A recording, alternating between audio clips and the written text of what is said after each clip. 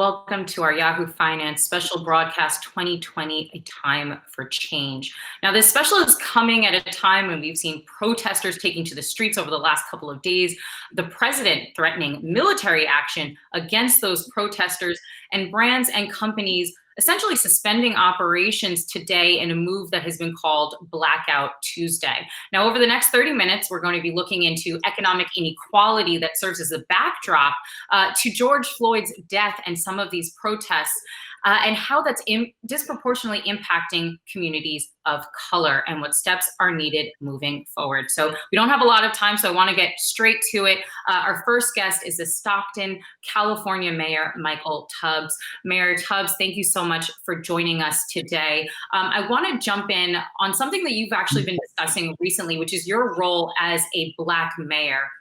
How do you square that in that role with your help, or you're trying to help marginalized communities of color, while participating in government, which, you know, a lot of Black communities of color view as oppressing them? Yeah, well, thank you for the question, Kristen, and thank you for this dialogue. I think especially now in this moment, as a 29-year-old, as a Black man who will be a Black man, after I'm mayor, was a Black man before I was mayor. I'm now raising a Black son. I think this moment is really not just a leadership moment, but a personal moment. And what I've tried to do is to be very clear with the community about who I am and kind of how my identity informs my experiences, and also give voice to the understanding that progress is too slow, and that one mayor in and of himself does not have the power to enact all the structural change, but that the community can rest assured that the mayor of Stockton understands that white supremacy is evil, that our government has to work for everyone, that we need universal human dignity to be extended to everyone, including Black people, and that I'll be vocal in speaking that, but also doing my best to push with the community and good folks everywhere to make that happen. Mayor, I don't know if a lot of people know this, but in Stockton, you guys have actually run an experiment on universal basic income, which, of course, as we know, Andrew Yang made pretty popular when he was running for president. I'm wondering if you can talk through how an initiative like that is working in a city like yours, and how it can work specifically to uplift economically Black communities. Yeah, so since 2019, we've been running a basic income pilot, giving $500 a month to families in our community with no strings attached.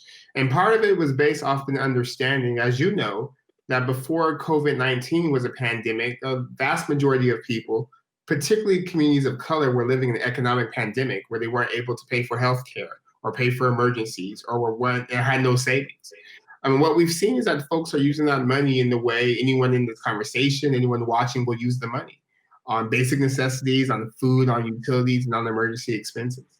And what we've seen, what I've been encouraged by, is that now nationally there's a conversation, at least around a COVID sort of emergency response basic income. There's a bill right now from Senator Harris that speaks to $2,000 a month.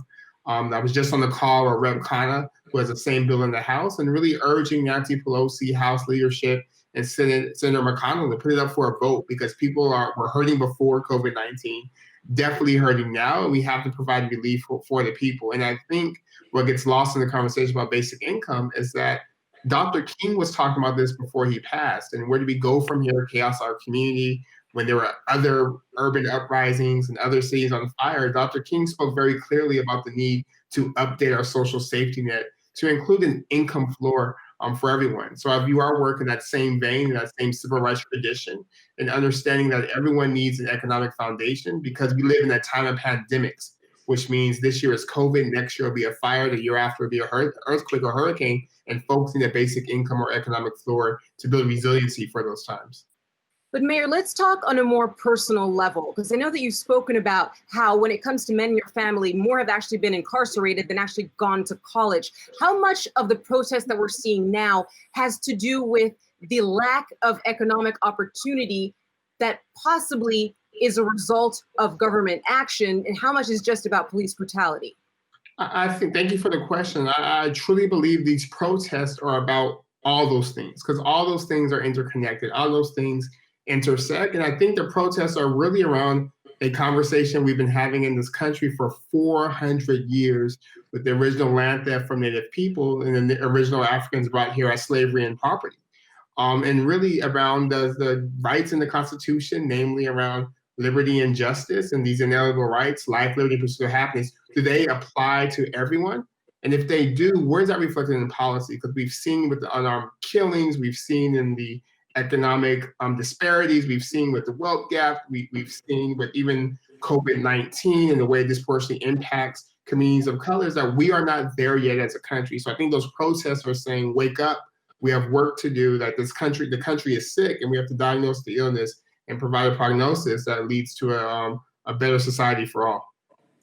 And we'll have to leave that there, but would love to have you on again in the future. Stockton Mayor Michael Tubbs, thanks so much for joining us.